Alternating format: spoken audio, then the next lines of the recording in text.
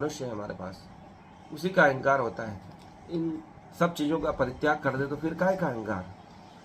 यही वास्तविक शांति को प्राप्त करता है, जो सब चीज़ों का त्याग कर देता है, अंत में ममता का भी त्याग कर देता है, वही वास्तविक शांति को प्राप्त करता है। 72वां श्लोक कहते ऐसा ब्राह्मी स्थिति पार्थ नेनाम प्राप्य विमोहयति स्थित्वामास्ते काले अपि स्थित्मा काले अपि ब्रह्म निर्वाणम मृच्छति। 72वां श्लोक का अर्थ है, यह आध्यात्मिक तथा ईश्वरीय जीवन का पथ है जिसे प्राप्त करके मनुष्य मोहित नहीं होता है। यदि कोई जीवन के अंतिम समय में भी इस तरह स्थिर हो तो वह भगवत काम में प्रवेश कर सकता है, भगवत धाम में प्रवेश कर सकता है। यह आध्यात्मिक तथा ईश्वरीय जीवन का पथ है। इस प्रकार का संयमित व्यक्ति जो अपनी बुद्धि को स्थिर करके शांति को प्राप्त करता है, यह ईश्वरीय मार्ग है, अर्थात शांति ही ईश्वर की ओर ले जाती है। यदि आप अत्यंत शांत अवस्था में बैठते हैं तो आप प्रकृति की आवाज़ों को सुनते हैं, आपके भीतर बैठी आत्मा की आवाज़ को सुनते हैं, तो यह मार्ग ईश्वर का मार्ग है, इसमें कोई संदेह नहीं है। ऐसा कृष्ण कहते हैं, जिसे प्राप्त करके मनुष्य मोहित नहीं होता। जब ईश्वर के मार्ग पर चलता है तो दूसरी चीज़ें उसे मोहित नहीं कर सकती।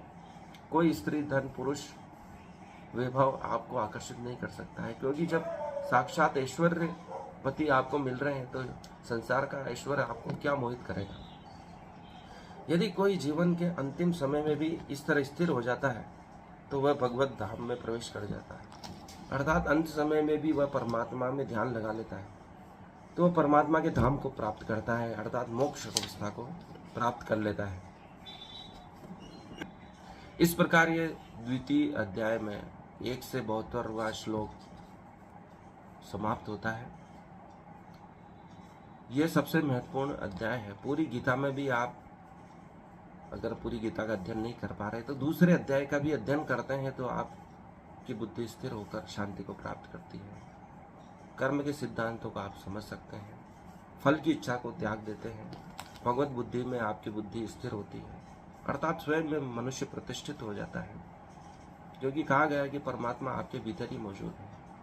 यत पिंडे तत् ब्रह्मांडे, अर्थात एक एक कण में पूरा ब्रह्मांड समाया है, अर्थात परमात्मा समाया है, तो फिर वह आपके भीतर क्यों नहीं होगा। जब इतनी ऊर्जा एक स्थान पर संग्रहित हो गई है तो वहाँ जरूर दिव्य चेतना आपके भीतर मौजूद है।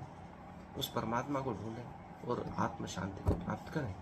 धन्यवाद, आज के लिए इतना ही। इस वीडियो को लाइक करें, चैनल को सब्सक्राइब करें, कुछ आप कमेंट्स करें, इसमें क्या सुधार किया जा सकता है, क्या आप जानना चाहते हैं। धन्यवाद।